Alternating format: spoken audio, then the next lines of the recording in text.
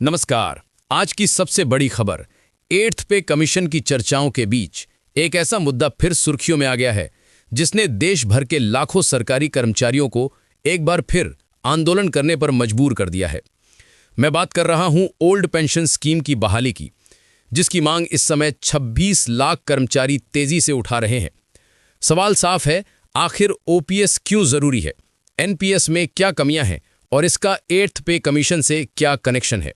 पूरी डिटेल के साथ आपको समझाते हैं। सबसे पहले बड़ी बात, 8th पे कमीशन का टर्म ऑफ रेफरेंस सरकार जारी कर चुकी है, यानी तैयारी शुरू हो चुकी है। और इसी दौरान कर्मचारी संगठनों ने सरकार पर दबाव बढ़ा दिया है कि ओपीएस यानी ओल्ड पेंशन स्कीम को तुरंत बहाल किया जाए। नेशनल काउंसिल जेसीएम ने साफ कहा है कि जनवरी 2004 के बाद भर्ती हुए और एनपीएस में शामिल 26 लाख कर्मचारियों की ओपीएस बहाली न्याय संगत मांग है। उनका तर्क है, रिटायरमेंट के बाद सुरक्षित और सम्मानजनक आय प्रत्येक कर्मचारी का अधिकार है। यही वजह है कि ओपीएस की मांग अब पहले से कहीं ज्यादा जोर पकड़ चुकी है। अब सबसे बड़ा सवाल, ओल्ड पेंशन स्कीम है क्या? ओपीएस में सरकारी कर्मचारी को रिटायरमेंट के बाद हर महीने गारंटीड पेंशन मिलती है, जो उसकी आखिरी सैलरी के करीब 50% तक होती है। इसमें महंगाई भत्ता भी शामिल होता है, जो हर 6 महीने में बढ़ता रहता है। सबसे खास बात, कर्मचारी को अपनी सैलरी से 1 रुपया भी योगदान नहीं देना पड़ता। पूरा खर्च सरकार उठाती है और पेंशन जीवन भर मिलती है। कर्मचारी की मृत्यु के बाद परिवार को फैमिली पेंशन भी मिलती रहती है।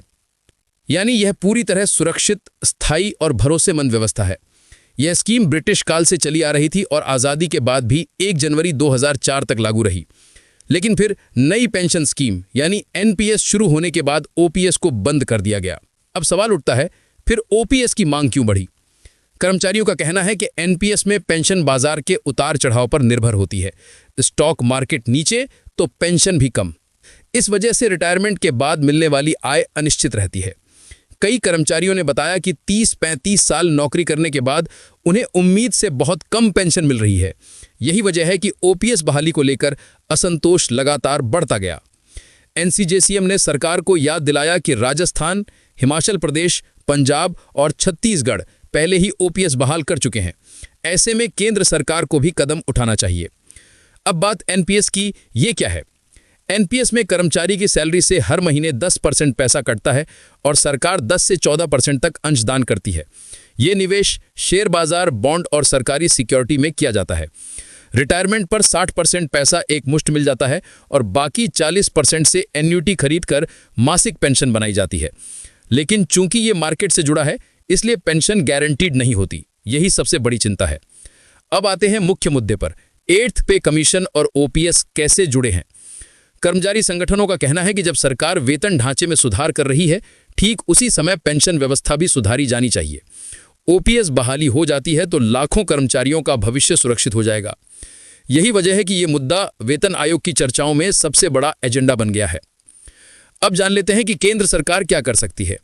सूत्रों के अनुसार सरकार फिलहाल एनपीएस में संशोधन पर काम कर रही है, यानी उसे और मजबूत और सुरक्षित बनाने की तैयारी है। लेकिन ओपीएस बहाली पर कोई साफ घोषणा अभी तक नहीं हुई है। हालांकि कर्मचारियों का दबाव तेजी से बढ़ रहा है और ये मुद्दा दिन ब दिन व्यापक होता जा रहा है। तो ये थी ओल्ड पेंशन स्कीम, एनपीएस और 8th पे कमीशन से जुड़ी पूरी तस्वीर। क्या ओपीएस बहाल होगी? क्या लाखों कर्मचारियों को फिर मिलेगा गारंटीड पेंशन का सुरक्षा कवच? ये आने वाला समय बताएगा, लेकिन बहस अब अपने चरम पर है।